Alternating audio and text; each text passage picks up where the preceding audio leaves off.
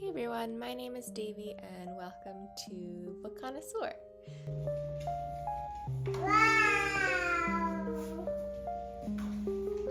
So I thought I would film my predictions for the Women's Prize for Fiction shortlist for 2024.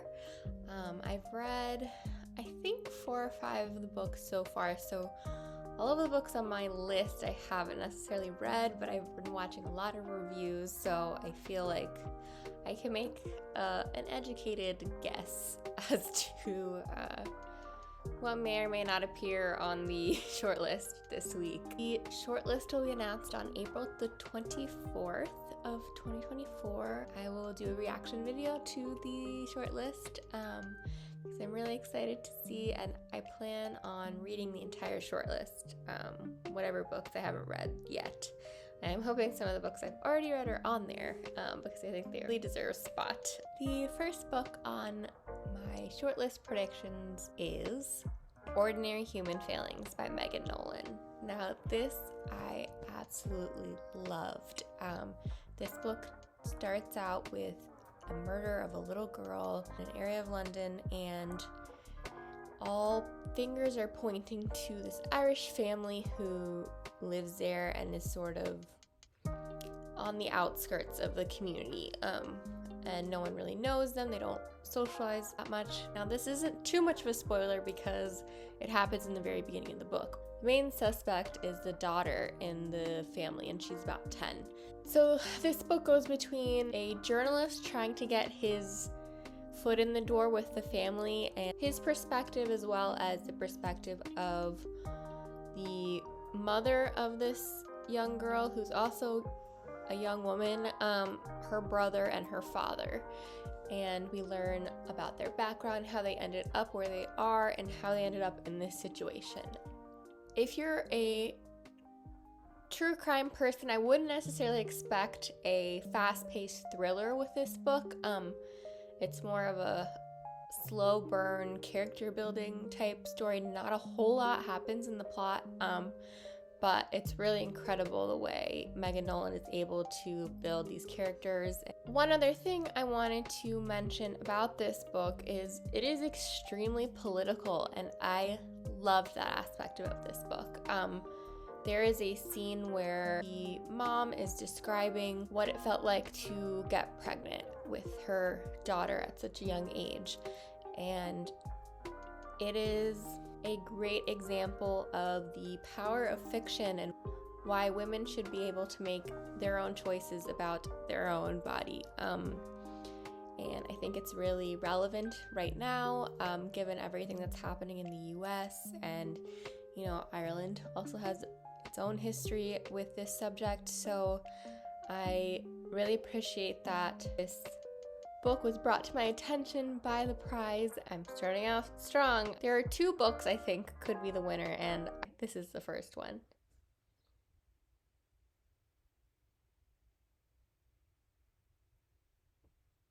Did anyone else see those balloons? Winner. What in the world? I didn't do that. Anyway, okay. I will save the second book I think might win for last. So I'll go into another book that I think is really important because it's similarly political in this climate, and that is Enter Ghost by Isabella Hamad. I just finished this book and I really loved it. I think this was a beautiful story. It was told very carefully, and I'll tell you what it's about. So Enter Ghost follows Sonia Nazir, and she is an actress who lives in London, and she is of Dutch and Palestinian origin, and she goes back to Israel to visit her sister, who is a teacher at a university in Tel Aviv, and she gets sort of roped into helping with this play that her sister's friend is putting on, Hamlet, in the West Bank. It's basically the story of them rehearsing for this show and how you can tell the story given the context of where it's taking place. I really felt like this was a subtle story, like it didn't hit you in the face with its political opinions. I guess parts of it did. I think that it really showed what life is like for living in an occupied territory and how you have to work around all these obstacles and how difficult it can be. What I thought was interesting is how it highlighted within the Palestinian community, there are Palestinians who are living in the occupied territory, which is what's currently being destroyed, and then there are Palestinians who have Israeli passports who are able to go and come as they please and have a much more privileged way of life. And I think that really hit home for me,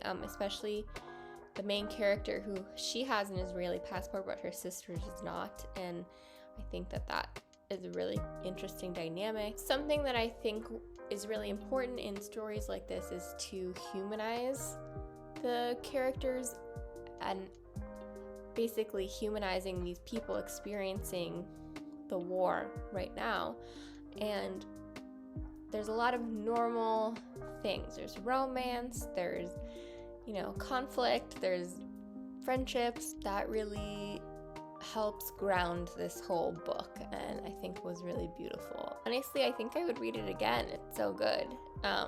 It was long, and I can see why some people felt like it was a slog. I listened to it on audio, and I think that helped a lot with the slower parts. But yeah, I think this will definitely make the shortlist for the Women's Prize. So the next two I actually haven't read, and I think that I've heard such good things about them that I would be surprised if they're not on the list. The first one is Brotherless Night by Dévi Ganeshanathan, and this book tells the story of the Sri Lankan Civil War and from the perspective of a teenage girl whose brothers are getting involved in the war. I think this will have a similar effect to that of Enter Ghost in the sense where it helps explain the overarching political landscape of a situation while also humanizing the people experiencing it. I'm excited to read it. I've been waiting to get my hands on it, and it's been on hold at the library. Yeah, I hope it's on the shortlist. The next book I also haven't read yet, but I've been hearing interesting things about it, and that is In Defense of the Act by Effie Black. It has to do with suicide, but I've heard it's humorous, so I don't really know what that means. I'm not totally sure what to expect, and I'm not totally sure I want to know what to expect, but we'll see. I think it's a niche enough subject that it could be interesting to see on the shortlist. And also, I believe this was published by a small publisher, which is also really great to see on the shortlist. So I'm hoping that one's there too.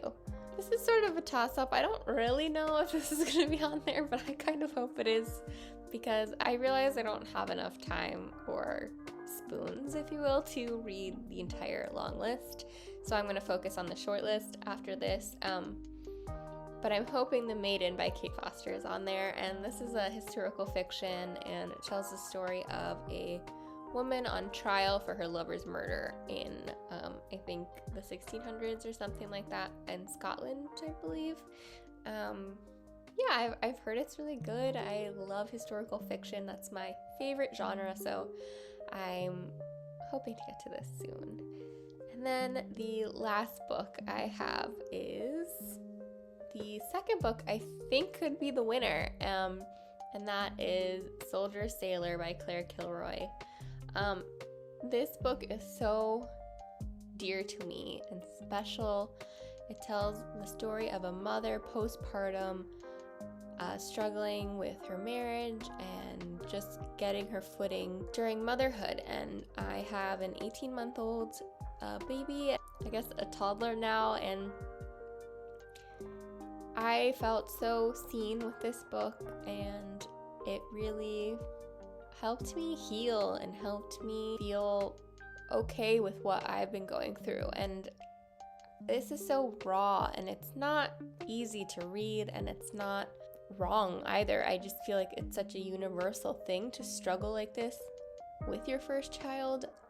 I know I have been, and I'm still figuring that out, even though it's been a year and a half. Yeah, and I think this is so beautiful, and I just wanted to read one quote from it. And this is a mother writing to her son. "But I know you. I will see the child you were and the man you will become. So come to me. When you need me, come. When you are lost, when you are low, come. When the birds have stopped singing or you have stopped hearing, because they never stop singing, they are birds.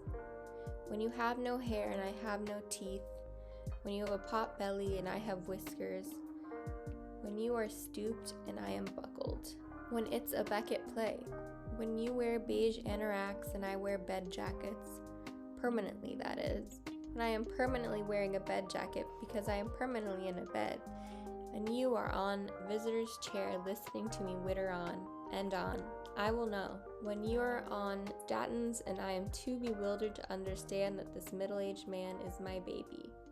Oh, time is coming for us, sailor, time will do us in. You hardly know what time is, but soon you'll find out." I'm gonna get emotional.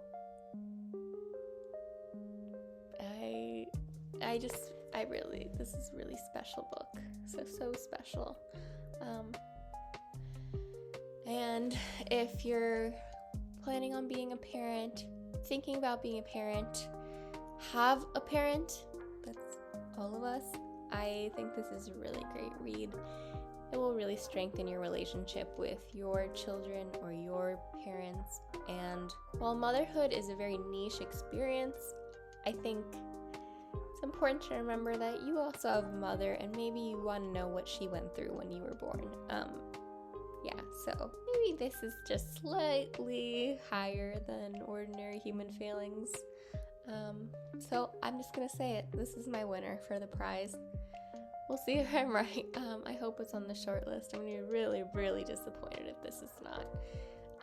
But I will see you in a few days when the shortlist is announced. And what are your predictions? Tell me, please tell me in the comments. Like this video and subscribe. I'd be really, really appreciative. And I will be back soon with another video. Bye.